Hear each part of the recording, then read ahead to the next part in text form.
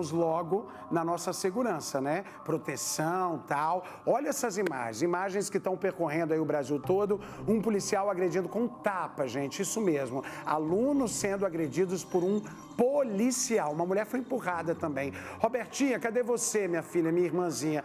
Mana, situação, né, velho? O policial não pode jamais fazer isso, nunca, né? Michel, ainda mais nunca. com o estudante. Olha só, antes de começar com esse assunto, deixa eu aproveitar esse momento que a gente está dividindo tela.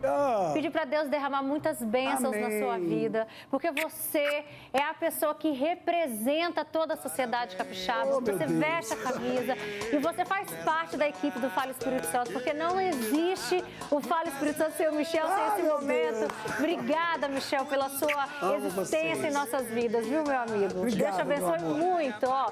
Um beijo pra você. Zetinha tá muito orgulhosa desse filho, tá? Beijo, te amo. Vamos seguindo aqui. Daqui a pouquinho a gente volta com esse clima de alegria, de descontração aqui no Fala Espírito Santo. Mas o Michel mostrou ali essa imagem, né? Que gera uma dúvida, gente. Isso aconteceu dentro de um colégio estadual. E essas pessoas agredidas são estudantes. O vídeo mostra o subtenente do batalhão de choque já numa das salas de aula. A PM foi chamada pela direção para conter um protesto de alunos contra um assédio supostamente cometido por um professor. De repente, o PM parte para a agressão e atinge pelo menos 2 estudantes. A Secretaria de Educação lamentou o ocorrido e informou que não compactua com qualquer forma de violência no ambiente escolar.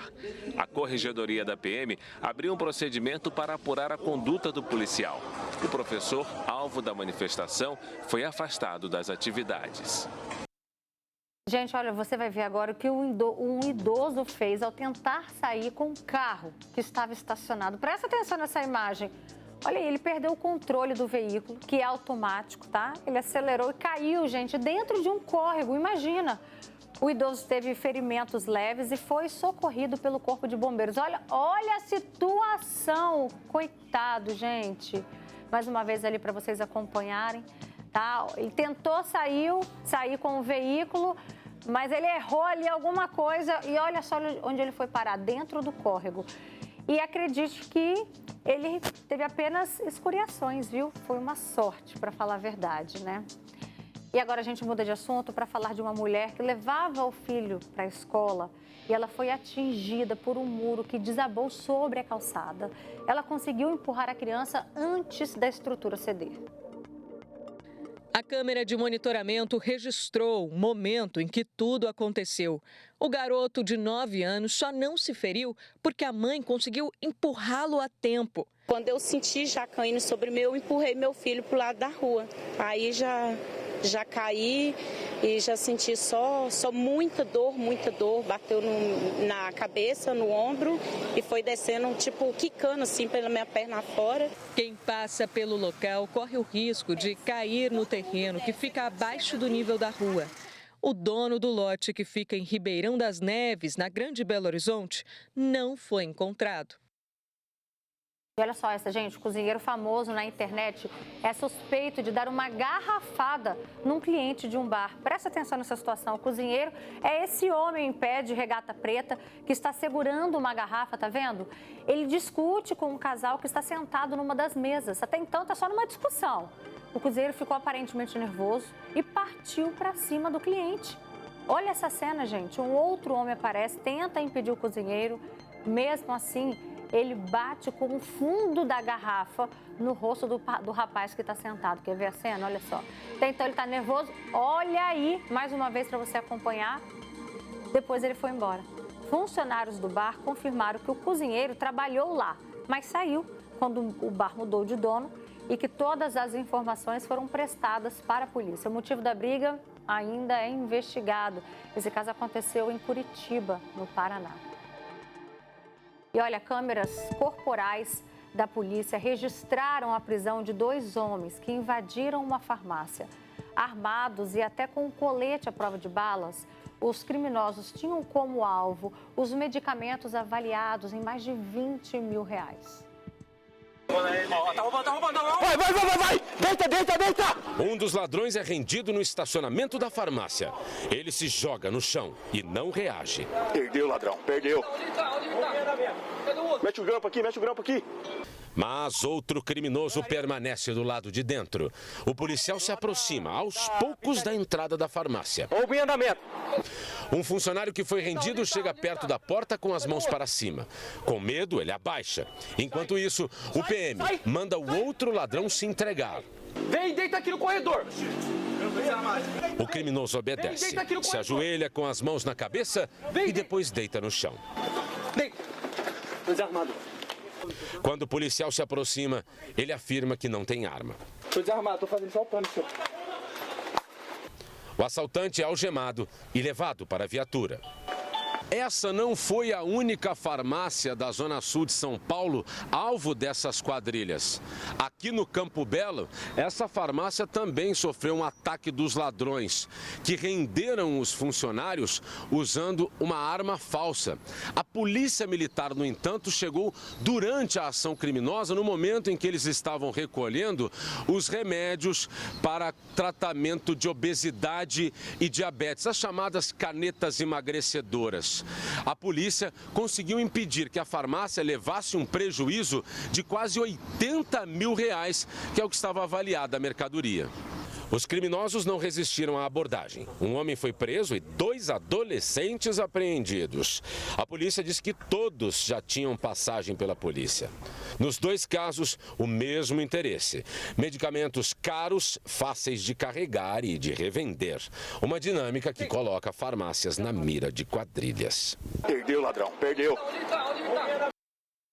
Presta atenção nessa reportagem, porque a polícia prendeu o suspeito de ser um dos líderes de uma quadrilha, gente, de falsos policiais. Câmeras de segurança flagraram algumas ações do grupo. Em uma delas, a vítima chega a perder R$60 mil. Polícia! O suspeito, identificado como Alexandro, foi preso no apartamento onde mora, nesse condomínio de luxo, na zona leste da capital paulista. De acordo com a polícia, ele é um dos envolvidos em um assalto que aconteceu em fevereiro deste ano. Nessas imagens, ele aparece com outro suspeito. Os 2 estão disfarçados de policiais e assaltam esse empresário que estava chegando em casa. Perceba que eles usam distintivos da polícia e também estão armados. A ação dura menos de 2 minutos. A dupla intimida a vítima logo na entrada do condomínio e vai até o hall do prédio. A polícia também apreendeu um carro de luxo, uma motocicleta e ainda vários objetos roubados que estavam no apartamento, inclusive uniformes utilizados nos crimes.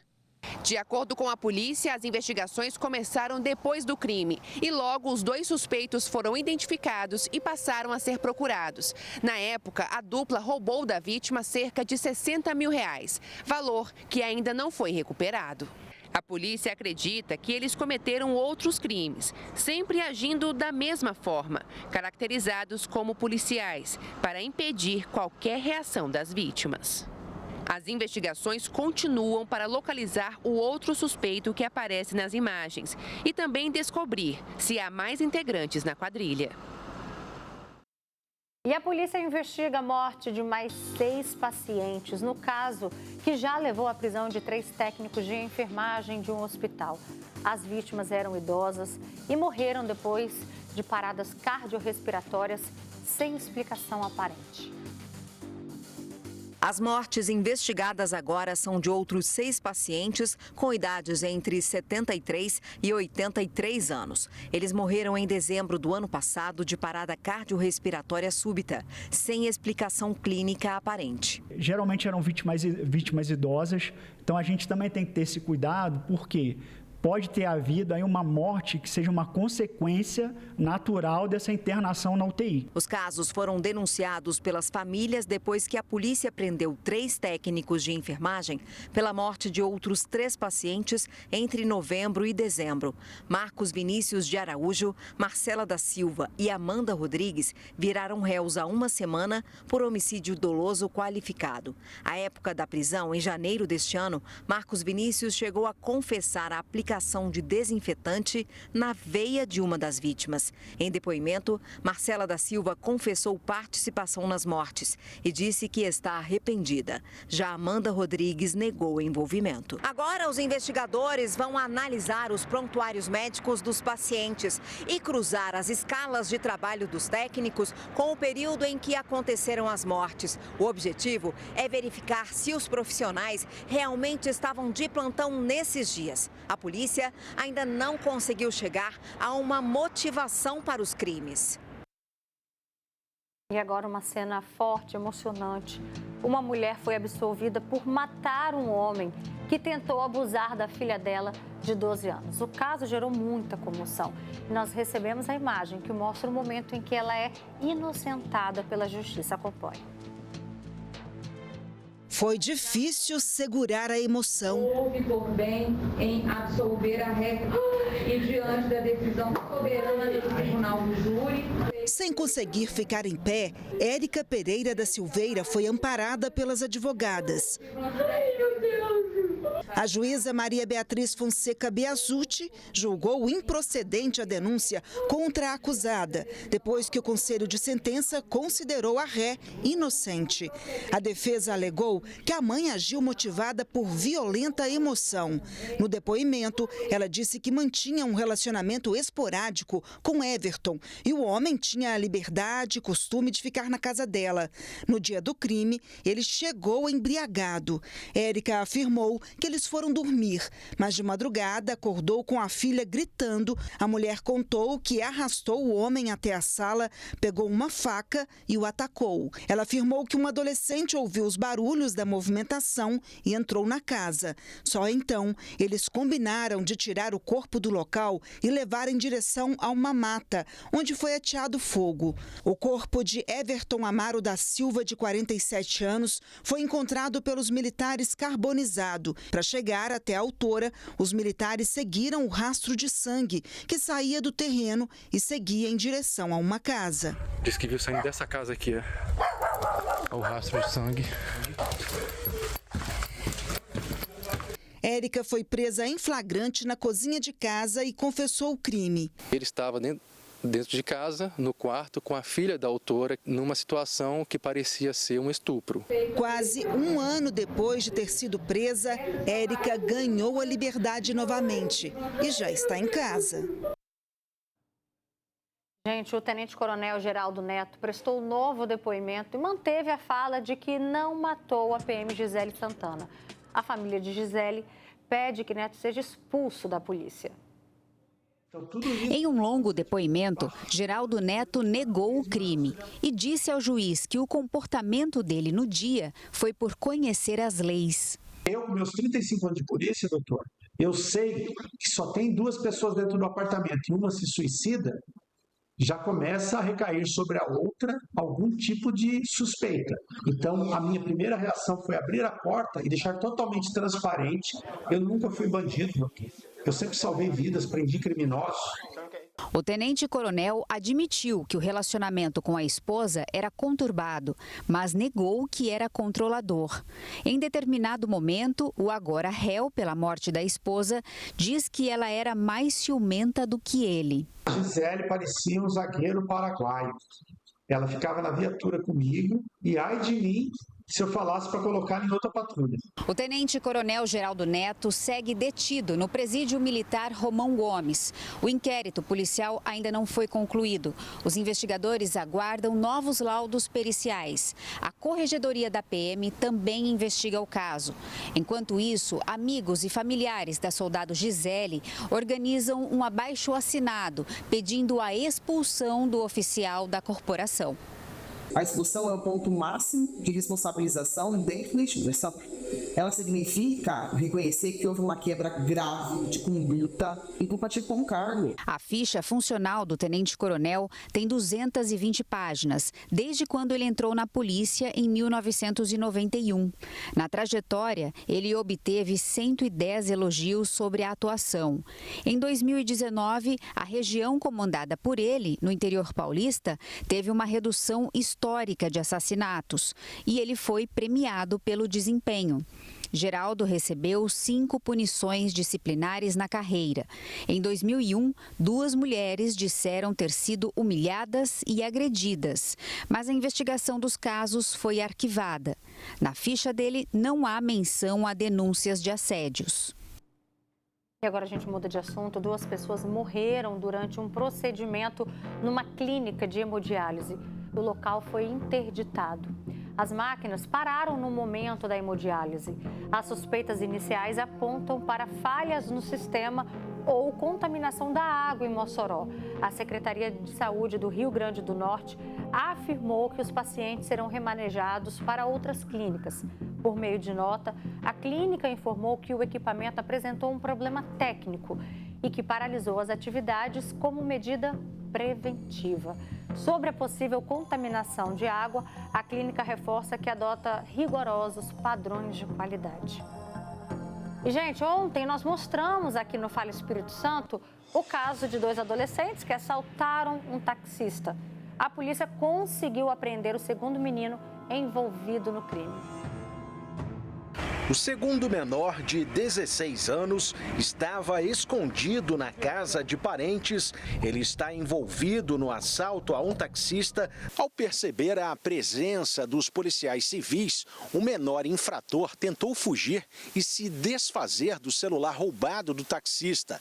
Mas os agentes do Serviço de Inteligência perceberam a ação e conseguiram apreender o adolescente e recuperar o aparelho. Um dos menores, ele pintasse o cabelo para não ser reconhecido pelos policiais, mas a 39DP, em apoio com a Delegacia de Madureira, conseguiu encontrar esse menor. O outro menor, de 14 anos, que participou da ação, já tinha sido apreendido. Ele estava escondido dentro do forro do teto de um imóvel e foi levado para a Delegacia de Proteção à Criança e ao Adolescente no centro do Rio.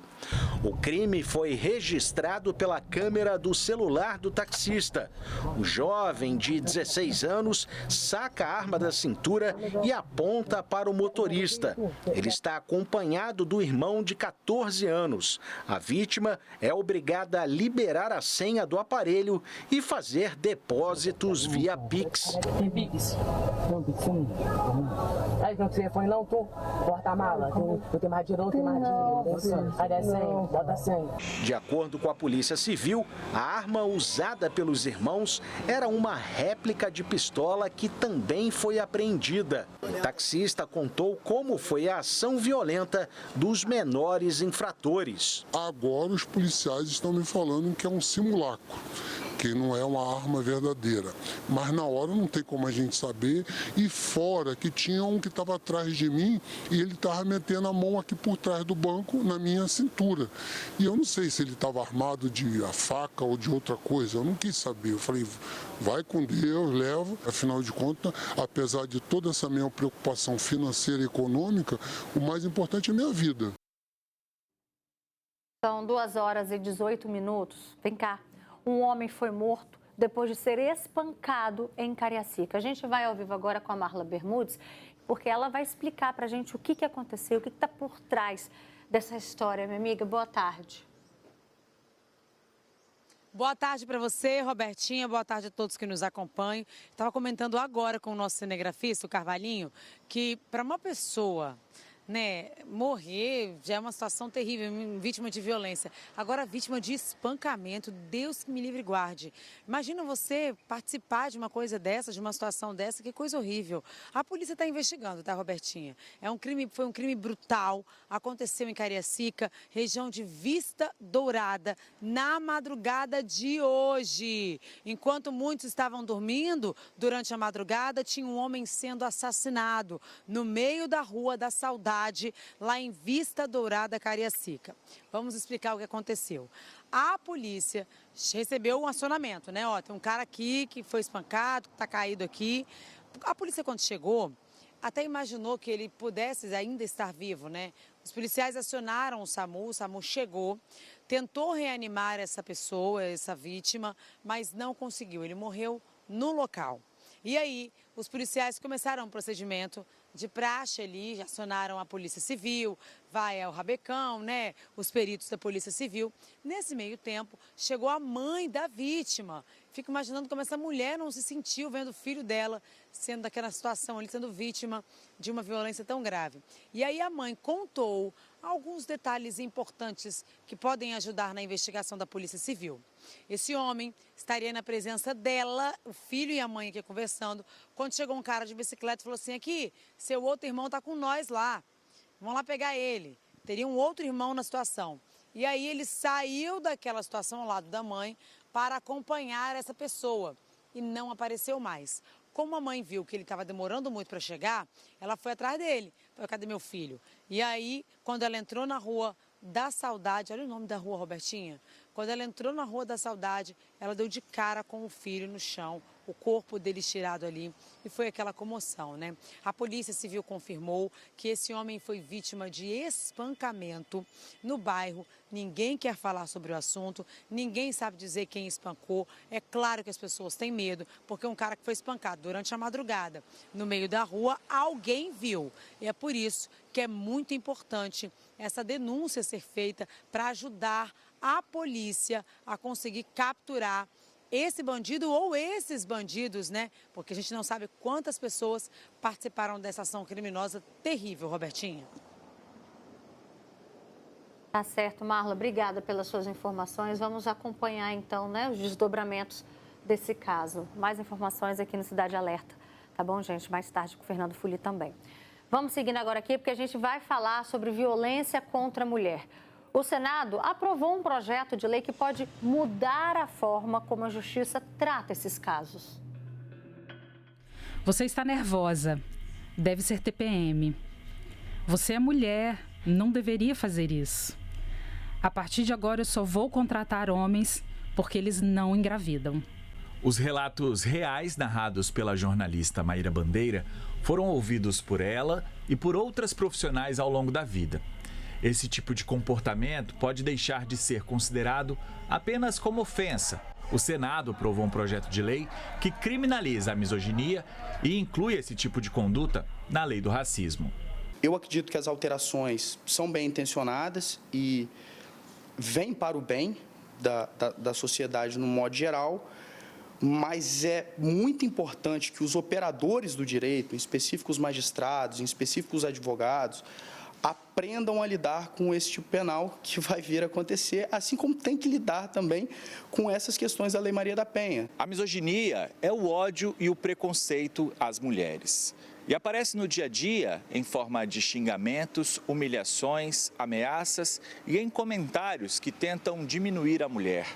Com o projeto de lei, esse tipo de atitude pode passar a ser tratado como crime, com penas mais duras e um tratamento diferenciado na Justiça. A proposta ainda precisa ser votada pela Câmara dos Deputados e passar pela sanção do Presidente da República. Se virar lei, condutas baseadas na ideia de superioridade masculina podem levar à prisão de 2 a 5 anos. Para especialistas, esse tipo de comportamento não é isolado, mas parte de uma estrutura social que ainda coloca a mulher em posição de inferioridade. Os homens, né, em geral, se acham que no direito, né, de desqualificar as mulheres, de marcar, muito bem marcado, a condição de subordinação.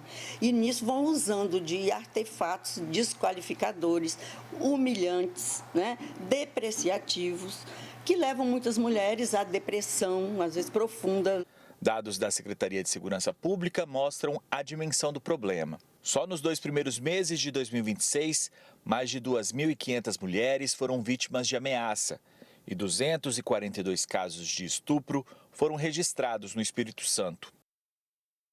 E ainda falando sobre esse assunto, o governo federal vai iniciar um projeto piloto para aumentar a proteção às vítimas de violência doméstica. A mulher vai receber um relógio que manda um sinal de alerta para as autoridades caso o agressor que usa tornozeleira eletrônica se aproxime. Essa mulher tem medo de uma história que não consegue deixar no passado. O ex-marido não permite que ela viva tranquilamente após o término. O que mais ficou as coisas que ele fez comigo, tanto violência física, quanto sexual, quanto moral. Ela deu um ponto final na relação há 7 anos e pediu uma medida protetiva, mas não se sente segura. Depois de construir uma nova família, foi mais uma vez à delegacia no ano passado. Ele não pode conversar comigo nem com qualquer familiar meu. E ele estava descumprindo. Arruma números, me liga, manda mensagem, SMS. Os relatos se repetem e expõem a dificuldade que muitas mulheres enfrentam ao dar um basta a relacionamentos baseados em violência e sofrimento. Em muitos casos, o ex-companheiro quer manter um vínculo forçado. Às vezes, nem medidas protetivas, nem tornozeleiras eletrônicas são capazes de conter a ameaça. O novo projeto do governo federal tenta reforçar a proteção. A mulher vai receber um relógio digital de monitoramento que se conecta ao sinal emitido pela tornozeleira eletrônica do agressor em caso de aproximação. Onde a mulher estiver, ela estará protegida porque a tornozeleira vai se conectar ao relógio. E aí a central mais próxima será acionada, bem como a viatura que estiver ali perto da região da ocorrência. O programa deve começar pela Paraíba, mês que vem, em fase de testes. A ideia, portanto, de alocar recursos de pessoas, de material, de tecnologia, tem que estar a serviço da centralidade da defesa da vida e da incolumidade das mulheres. No ano passado, a Justiça concedeu quase 630 mil medidas protetivas no Brasil. Eu fico pensando, como que vai ser? Será que eu volto hoje para minha casa? E olha, gente, grávida de 37 semanas. A filha mais velha do ator Gerson Brenner precisou viajar 26 horas para se despedir do pai. Em uma entrevista exclusiva, ela falou sobre o relacionamento com o ator. Eu não sei como ele resistiu tanto, acho que é um exemplo de muita força e resiliência. Uma luta que durou quase 30 anos. Desde o violento assalto em agosto de 1998, foram muitas internações hospitalares. A família de Gerson Brenner, que morreu aos 66 anos, vítima de uma sepse que evoluiu para a falência múltipla de órgãos, se despediu do ator nesta quarta-feira. Gerson foi cremado em São Paulo, na presença de amigos e parentes. Entre eles, a filha mais velha do ator, Ana Luísa, que está grávida de 37 semanas e passou 26 horas na estrada para não perder o último adeus. Foi difícil, eu estou no final da minha gestação, mas eu sinto que eu precisava estar aqui nesse momento, então eu enfrentaria qualquer barreira para ver o meu pai uma última vez. Ela e o marido saíram de carro da cidade de Venâncio Aires, interior gaúcho, na manhã de terça-feira. Em Porto Alegre, embarcaram em um ônibus por volta das 3 horas da tarde e passaram a noite e a madrugada inteira viajando até chegar em São Paulo, pouco depois das 10 horas da manhã de quarta-feira, quando o velório já havia começado. Claro, a gente gostaria de ter vindo de avião, mas como eu já passei da 37ª semana, não foi possível, as companhias não autorizam, minha médica também não autorizou. Ana se formou em artes cênicas e tatuou no corpo frases que significam muito para ela e para o pai. Um apaixonado pelo teatro e pela dramaturgia. Ele era um cara incrível, um ator incrível. Eu ter vindo até aqui mostra um pouco dessa garra também, sabe? Eu jamais deixaria de me despedir do meu pai. Tenho certeza que você tem ciência. Ana Luísa tinha 6 anos quando Gerson levou o tiro que o deixaria preso em uma cadeira de rodas, com a fala comprometida.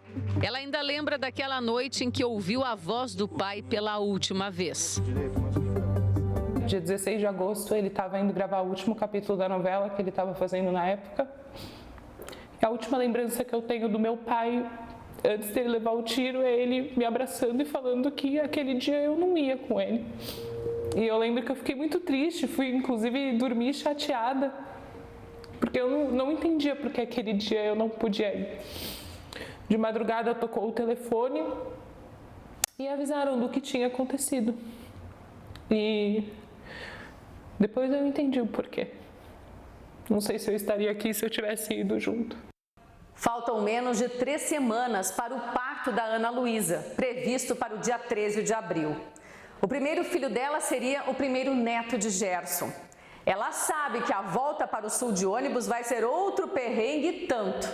Mas ter feito esse último sacrifício para estar presente na despedida do pai amado deixou tudo mais leve para essa mãe de primeira viagem.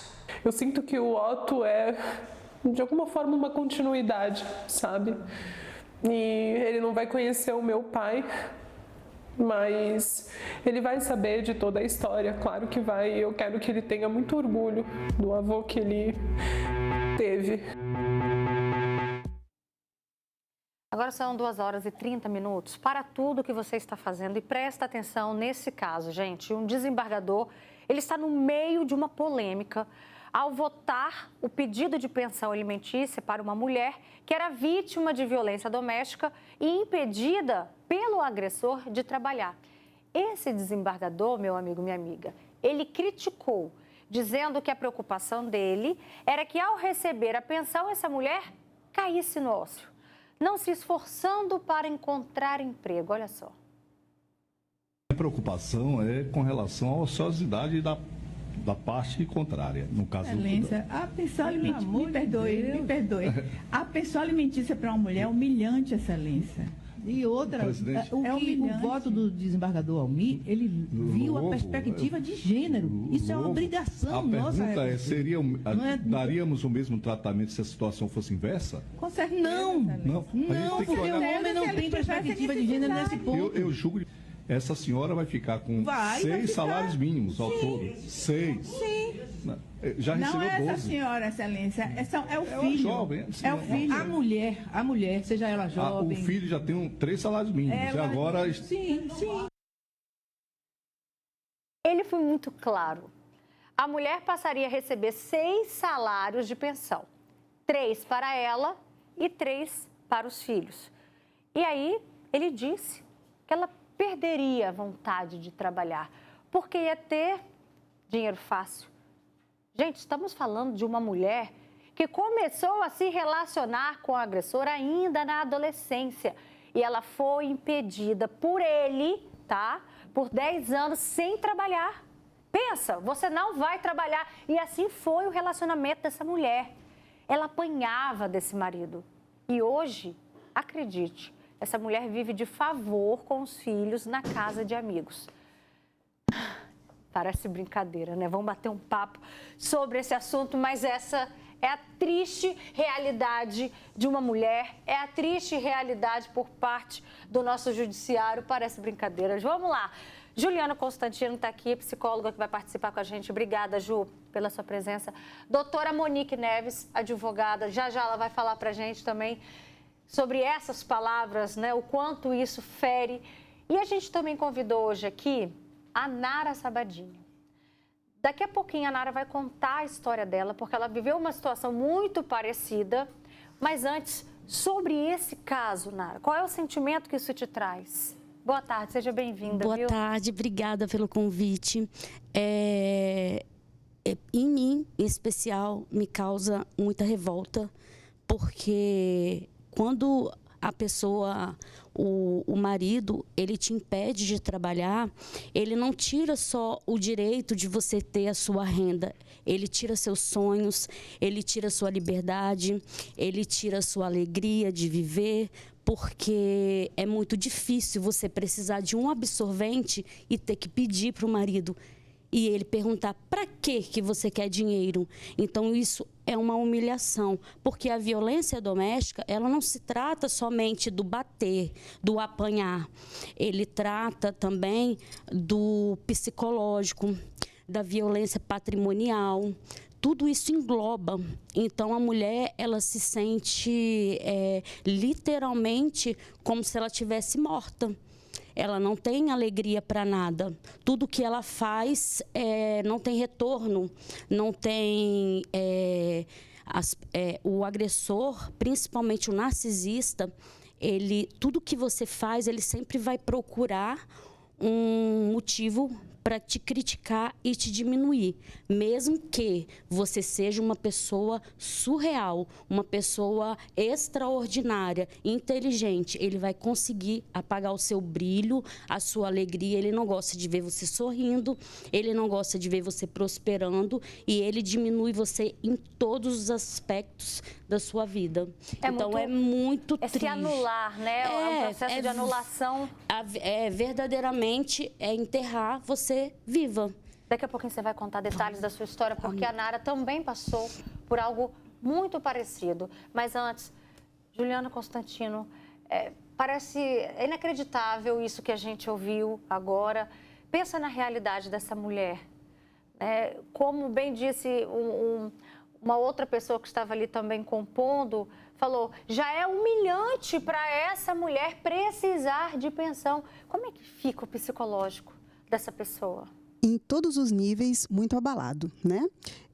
Eu costumo fazer uma analogia para as pessoas entenderem que a violência psicológica, quando você sofre questões psicológicas, imagina essa mulher por anos, né? É como se fosse, vamos colocar no físico, perdeu um braço, perdeu uma perna, ela foi ali perdendo membros dela, né? A autoestima, a dignidade, a autonomia, ela foi perdendo isso. Como que depois ela se reergue assim, daqui a pouquinho você vai ficar no ócio, né? Pensa no físico disso, pensa você totalmente mutilada, tendo que reconstruir a sua vida. O mínimo que se pode nessa situação é ter uma estrutura ali financeira que vai funcionar também como uma estrutura psíquica, de volta de autonomia, volta de sonhos, como ela mencionou, né? Então, o psicológico dessa pessoa fica mutilado. Então, quando a gente pensa no corpo físico e no corpo psicológico, junto fica mais fácil da gente entender, né? Porque muitas vezes a gente fala do psicológico e a pessoa não consegue dimensionar. Então, pensa isso, uma pessoa que perdeu os membros superiores, inferiores, e ter que se reestruturar a partir disso. Pensando ainda na realidade dela, a mulher que está fora do mercado de trabalho, seja por 1 ou seja por 10 anos, para ela se recolocar, para ela conseguir uma oportunidade, um emprego com um currículo totalmente defasado, já é uma dificuldade. Você imagina uma mulher com filhos.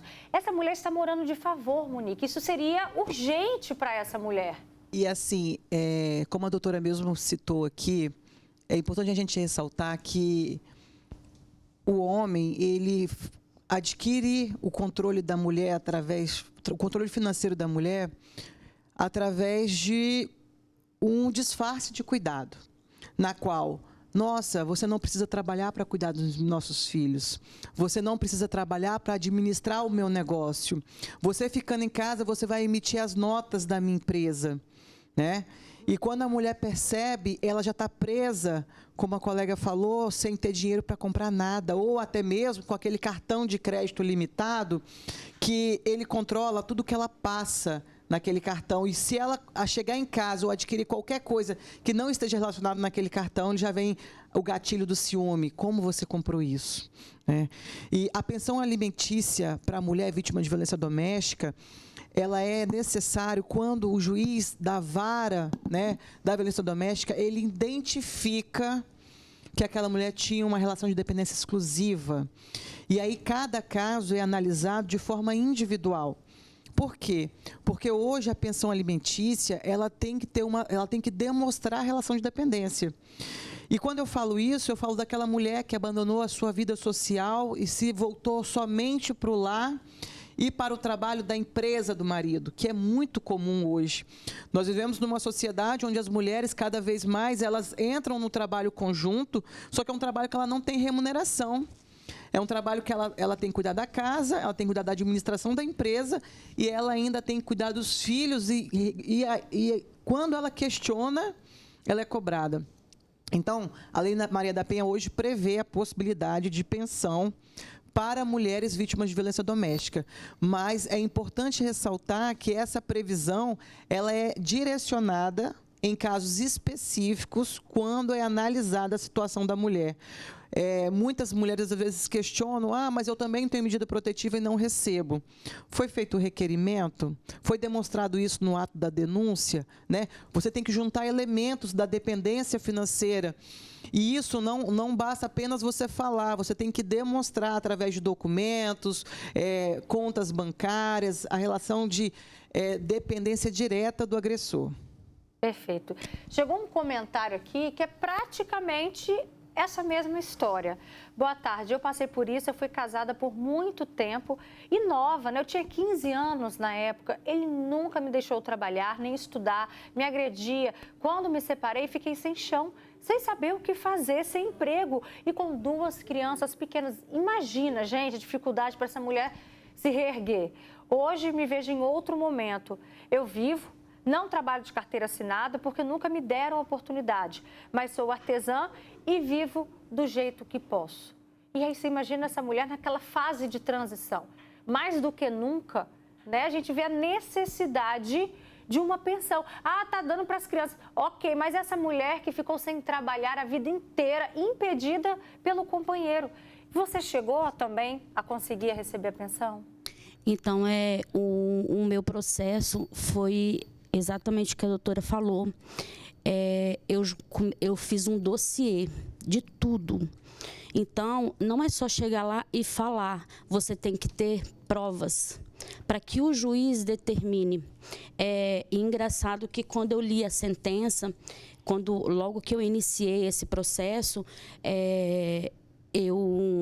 o juiz, a primeira coisa que ele decidiu foi o meu divórcio. Ele decretou o divórcio porque ele entendeu a gravidade.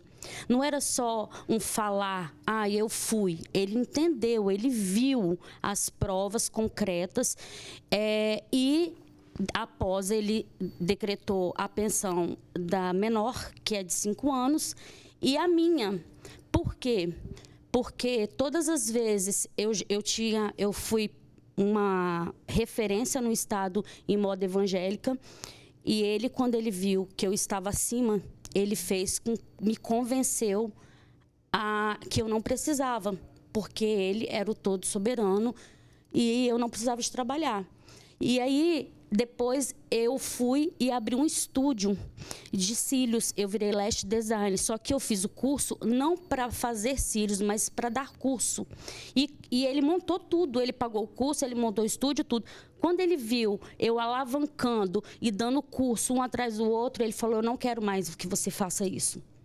Então, todas as vezes que eu pegava algo para fazer que virava ouro, ele me tirava, ele não deixava. Por quê? Porque o agressor, o narcisista, quando ele vê que a mulher pode ter a possibilidade de crescer, ele imagina, ela vai sair, porque ela não vai suportar o que eu faço com ela. E tem um ponto muito importante que as mulheres não identificam, que eu demorei anos para identificar, que é o narcisista, ele faz com você e ele convence que ele fez porque você foi a culpada daquilo tudo acontecer.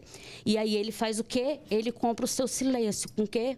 Com presente, com perfume, com pix.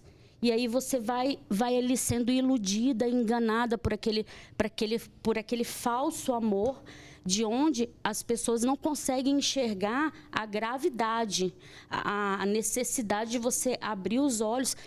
É fácil? Não é fácil. Eu falo que eu me separei dia 5 de novembro e foram os meses mais difíceis, porque o meu Instagram chegou ao ponto de 31 mil seguidores e de visualizações imensas e pessoas pedindo ajuda para mim.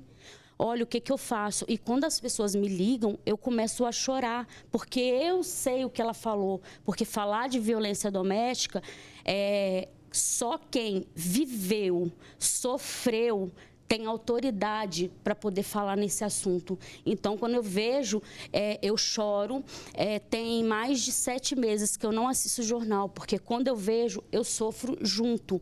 E, além disso, o que é importante sobre a pensão, Renata, é que a mulher, ela saiu de um relacionamento ela tem que fazer um tratamento. Eu já estou na 10ª sessão de psiquiatria, psicologia, são remédios fortíssimos que você fica debilitada, com sono. Esses dias eu bati o carro porque dá mal súbito. Então, as pessoas me veem, tá arrumada, ela tá linda. Mas só Deus sabe o que eu passo dentro da minha casa, às vezes sozinha, porque cada cantinho da minha casa eu lembro de um momento vivido que não foi de felicidade. Então, julgar é fácil. Muitas pessoas falam, tá fazendo drama, isso tudo é um circo. Não, não é um circo. São traumas que a minha médica falou que eu vou demorar mais de 10 anos para superá-los, porque são a metade da minha vida eu vivi isso e não percebi. E ainda vem os julgamentos da sociedade. Da sociedade. Vem o sofrimento ao longo de mais de 20 anos de relacionamento, igual o caso dessa mulher que a gente está mostrando. Vem o constrangimento que essa mulher encara ali, por exemplo, no judiciário, ao ouvir isso de um desembargador, que é a história que a gente está mostrando hoje. E ainda vem os comentários da sociedade. Como que uma mulher que está já enfrentando o fim de um relacionamento, onde ela foi agredida, consegue tirar forças para seguir, Juliana? Primeiro, sempre rede de apoio. Rede de apoio é uma intervenção para que as mulheres consigam sair, porque não dá para sair disso sozinho, né? Como eu fiz a analogia, pensa, você totalmente fragmentado, você não vai conseguir sair disso sozinho. Então, é importante que você tenha rede de apoios, que tenha projetos sociais ou igrejas, né? Mas que você busque pessoas que possam te auxiliar nesse processo. Isso é o mais emergencial, né? Porque tem mulheres que têm rede de apoio direta, como familiares, mas tem mulheres que não têm. Então, busque o que for acessível, né? Mas é importante, em primeiro lugar, essa mulher entender que não é culpa dela, que não é nada que ela fez e que ela não está sendo fraca. Ela foi forte durante muito tempo, ela suportou durante muito tempo. Então, ela se permitir, nesse momento, entender que ela precisa de ajuda, buscar a ajuda e que a culpa não é dela. Porque eu vejo no consultório, mulheres que eu atendo, que trazem a culpa, mas eu não percebi, justamente por causa desse julgamento social. Mas como é que você não percebeu? Mas você não... Então, a culpa não é sua. É um emaranhado, você é seduzido a isso, e não é do dia para a noite. Então, entender que não é uma culpa e buscar uma rede de apoio. Perfeito. Boa tarde, eu passei por isso desde o casamento. Ele dizia que eu queria trabalhar para ganhar um salário mínimo? Essa era a pergunta que ele fazia para ela. Então, eu fiquei 19 anos com ele, depois ele me largou por uma mais nova e sou dependente dele até hoje. Tenho depressão, não sou ninguém, não posso trabalhar agora, tenho mais de 70 anos, vou ter que viver mais tarde às custas dos filhos. Pensa na realidade dessa pessoa, 70 anos de vida, né? Como que essa pessoa consegue... É possível ainda? Como que ela conseguiria? Quais seriam os caminhos? Como que ela consegue provar essa realidade que ela vivia para conseguir uma pensão? Então, a gente tem que analisar esse caso, claro, de uma forma mais cuidadosa, para saber o lapso de tempo desse término, porque tudo é uma relação de continuação. Como, por exemplo, ela colocou que logo após o divórcio ela conseguiu o deferimento da pensão. Você conseguir uma pensão hoje direcionada, devido a uma violência doméstica que você sofre, ela tem que ser pedida em seguida ao término da relação. Porque se você constitui uma vida, volta para o mercado de trabalho, consegue outros meios de sustento e depois surgem gatilhos ali que podem, porque eu acredito que, igual ela mesma falou, é um tratamento muito extenso, ele fica mais complexo para a gente poder conseguir provar. Mas não é impossível. Tudo é questão de um trabalho, de uma dedicação que nós temos que fazer caso a caso. A lei, ela traz essa previsão, mas também a gente tem que analisar de que forma foi instaurado esse inquérito, se foi apenas uma medida protetiva ou se tem também uma ação penal devido aos crimes que foram desenvolvidos, né, no decorrer dos anos ali com aquela mulher. São casos mais criteriosos, mas o importante é a mulher começar a identificar os gatilhos que fazem com que ela perceba que é uma vítima de violência doméstica, como, por exemplo, a rede de apoio. A doutora colocou a importância da gente mostrar para as pessoas que estão próximas a gente que algo não está normal, para poder nos auxiliar e auxiliar as mulheres a tratar aquilo. E se você, mulher, que vive um relacionamento abusivo e começa a perceber que todas as pessoas que estão ao seu redor, o seu companheiro fala que aquela pessoa não presta, já começa aí atenção. Por quê? O homem que ele pratica violência doméstica de forma frequente, violência financeira e psicológica, nenhuma pessoa que está ao redor dela presta. E ele vai falar que muito menos no trabalho. O ambiente de trabalho só tem pessoas que dão em cima. Os amigos da rua são pessoas que têm interesse sexual ou alguma coisa do tipo. Os amigos, os primos, todos são pessoas que não prestam para o convívio daquela mulher. Olha esse comentário, Monique. Até mesmo filhos, tá? Até mesmo os filhos. Os filhos. Eu passei por isso, né? O meu sorriso incomodava. Tá rindo por quê? Isso daí não é posição de mulher casada. Então, assim, ele sempre tá te isolando. Gente, a roupa, até em relação aos filhos, milhares de demais, vezes, né? Eu já tive que voltar para dentro de casa para trocar a roupa, porque não era a roupa que ele queria que eu usasse. E olha só, tem muitas mulheres se identificando com o seu depoimento. E, Renata, uma coisa importante também sobre estupro. A delegada que me atendeu, que foi uma pessoa extraordinária na minha vida, ela me perguntou, tem estupro? Eu, não.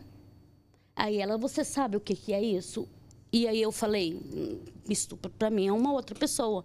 Não, estupro é quando você é obrigada a fazer coisas que você não quer fazer. Isso é estupro. Aí eu falei, então tem milhões. Infelizmente. E tem muitas mulheres se identificando. Vamos ler alguns comentários que chegaram aqui pra gente, que não param de chegar, né? Olha, boa tarde, Alberto. Eu vivi muitas humilhações por depender do meu esposo. Ele não gostava que eu trabalhava. E aí, quando eu fui trabalhar, eu vivi um inferno, a pessoa disse. Me acusava de traição, chegando bêbado. Enfim, eu não tinha paz. Hoje eu sofro com fibromialgia e psoríase, de tantas agressões psicológicas. Outro relato, boa tarde, eu já tive um relacionamento com um cara machista, não gostava de trabalhar e não gostava também que eu trabalhasse. Hoje eu me separei e vivo muito bem. Fiz cursos, tirei minha carteira e conquistei tudo que eu não conseguia ao lado dele. Ele só falava que eu não era capaz. Olha, de arrepiar, gente. Boa tarde, Alberta. Eu sofri isso na pele. Meu marido não deixou eu trabalhar enquanto eu estava casada. Passei uma vida com um monstro, achando que era um amor. Palavras dela. Quando me separei com 3 filhos e comecei do zero, né? Graças a Deus eu dei a volta por cima. Outro relato. Isso tudo que essa mulher está falando, é tudo exatamente igual ao que eu vivi. Roberta, boa tarde. Estou assistindo seu programa e tenho vergonha até de comentar o que eu passei, porque eu sou uma mulher de 44 anos, me envolvi com um homem, ele me tirou da minha casa, me tirou do meu emprego, eu vivia só dentro de casa e mesmo assim ele era ciumento e controlador. E eu vivia dependente dele, mas hoje eu estou vivendo a minha vida, eu tenho o meu trabalho e criando as minhas filhas. Graças a Deus, eu estou livre dessa prisão. O narcisista consegue destruir a vida de uma mulher que tem um apoio, que tem apoio, né? Roberto, tudo que essa mulher está falando é verdade, porque eu também vivenciei. Outro relato, as mulheres estão sendo vítimas de abuso, agressão, denúncia quando você for agredida, denuncie quando você for agredida a primeira vez. Tá, vamos lá. Boa tarde, meu nome é Leidiane, estou separada há 15 dias. Eu sofri agressão e muita humilhação, com depressão, né? A pessoa tá falando que às vezes ela não sente mais vontade de viver. Roberta, meu caso foi assim. Eu trabalhava no hospital, meu ex me fez sair, dizendo que eu teria mais serventia em casa e que teríamos que pagar alguém para cuidar das 4 crianças. Então, o que eu fiz? Eu larguei meu emprego e fiquei em casa. 10 anos depois, ele arrumou outra e me fez tanta pressão que eu peguei minhas filhas e fui para a casa dos meus pais. Saí com a mão na frente e outra atrás, sem nada, nem pensão. Gente, os comentários, tá? Estão vindo várias histórias. Boa tarde, eu passei por isso, me chamo Márcia, passei. Enfim, se a gente for ficar lendo aqui os comentários, são muitas histórias. A gente pensa que aconteceu só com essa mulher lá na Bahia. Não. Aconteceu com a Nara, aconteceu com as nossas telespectadoras. E só para finalizar, que o nosso tempo já acabou, Juliana, muitos comentários que a gente leu, as mulheres conseguiram reerguer. Qual é a primeira dica que você deixa? Primeiro que o corpo deixa as marcas, né?